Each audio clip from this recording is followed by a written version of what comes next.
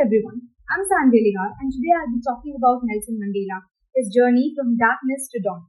Apartheid, a system of racial discrimination in which the people were discriminated against on the basis of their skin color, was erected against the black-skinned people in South Africa.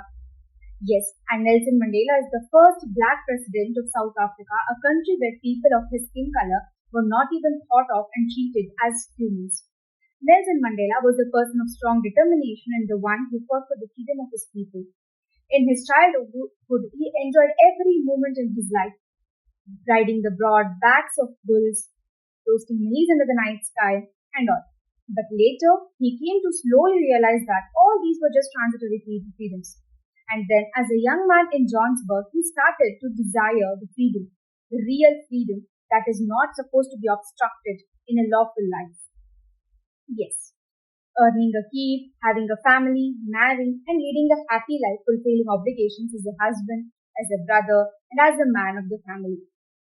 But later, he came to realization that not only he was not free, but all the other people of his skin color were not free at all.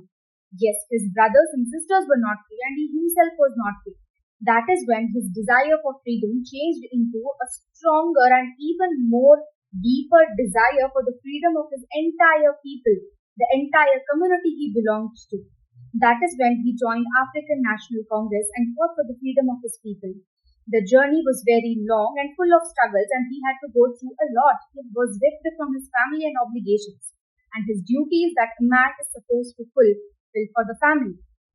Yes, but in all the entire journey, he was accompanied by many companions like Walter Sisulu, Yusuf Darrows, Robert Sobukwe, Chief Lekuli, etc.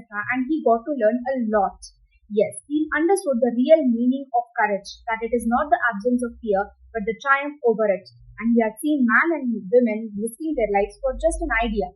All this inspired him all through his journey and motivated him. He also understood that man's goodness is like a flame that can just be hidden but not extinguished. Yes, and finally the struggle was over and all the harsh time had ended. Yes, the first democratic elections in the history of South Africa, his party, African National Congress, won 252 out of 400 seats and he became the first black president of South Africa. Yes, finally all those dark days were gone and now all the happiness was about to come. The amphitheater formed by the Union Buildings in Pretoria, the inauguration ceremony, attended by world leaders from over 140 countries, was held, and it was attended by so many dignitaries, which Nelson Mandela declares as the largest gathering of world leaders in the South African soil.